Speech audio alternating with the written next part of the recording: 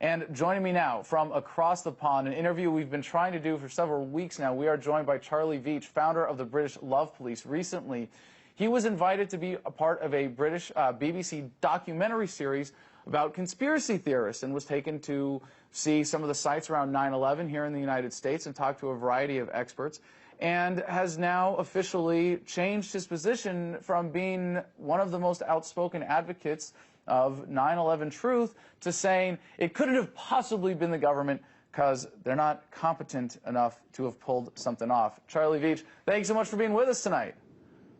Yeah, thanks for having me on. I just want to correct you there. I don't think I was one of the most prominent advocates. It's just that my channel's quite high profile, and I've mentioned it a few times. I've never said I was a 9/11 truther, and I've never really planted my stake in the ground behind 9/11 truth. It's just that I took an interest in it, as we all do. Okay, well then we'll come back to that. But first, tell us about the story. You were invited to take part in this documentary series. What did you see that fundamentally changed your mind? It's not so much what I saw that fundamentally changed my mind. It's just the whole experience of it and thinking clearly on my feet at Ground Zero, at the top of Building 7, at the Pentagon, at Flight 93. And a lot of conspiracy theories aren't really based in fact. And I got to grill experts, be they retired or not retired, in their chosen field about what happened. And they explained to me quite reasonably, quite logically, that it wasn't a controlled demolition, that it wasn't an inside job, that the intelligence agencies effed up, basically. So did the BBC give you a chance to, in that same context, hear from some of the critics of the official government story about what happened on 9/11? Well, yeah, some of the people we spoke to ex-CIA, and they were incredibly critical of the 9/11 Commission report. They were incredibly critical of the CIA, and they were calling for Bush to be impeached and for Cheney to be thrown in jail. So, but we also did. But hold on what grounds specifically were they calling for those charges then?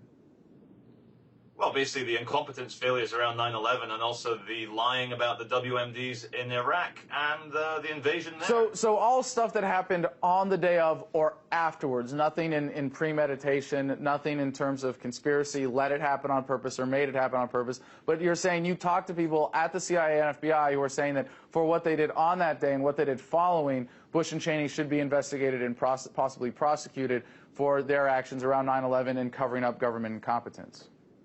Yes, they did. And two of the participants, I was one of 5 people, they got to meet engineers that did support the controlled demolition analysis. But because of the way the program was filmed, I wasn't in that group that got to meet the skeptics. I just got to meet very dispassionate people who I could tell by hanging out with them, they wouldn't be the kind of normal men that would be terrified of federal agents or part of some giant Illuminati conspiracy. They were just normal Americans. So were there any specific facts that your revelation has hinged on, or was it just sort of like the narrative you had isn't as strong as the narrative that the BBC presented you with?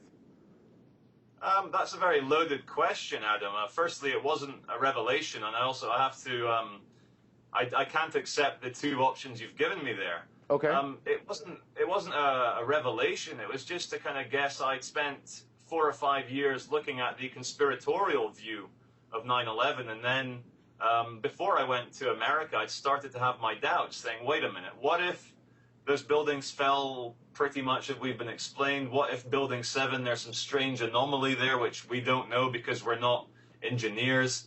What if I'm wrong, basically? And I went to America, and the main one I was grilling the engineers and the controlled demolition expert guy was how come one of the towers started to tip over and then it kind of corrected itself and fell through.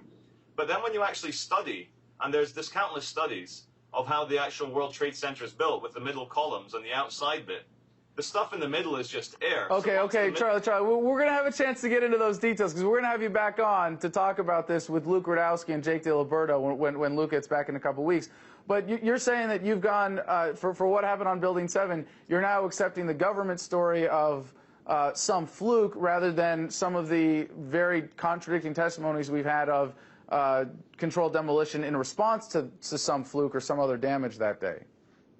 I think the truth is somewhere in the middle, Adam. I think the conspiracy theory side is not fully correct, and I think the official government line is basically that, a propaganda. Okay, fair enough. We'll have a chance to get back on that. We have just a second left. Why do you think so many people are upset with you for having made this change in your position? Because maybe they invested too much, in my opinion, I guess. Or emotional investment in the 9/11 truth movement in general, perhaps? I think so, yes. Well, I appreciate you having the courage to come on and talk about this and explain it. We will get into this again in the future, but also thank you for having the courage to re-examine your premises and not being afraid to change your conclusions. Charlie Veitch of the British Love Police from London, thank you so much for being with us tonight.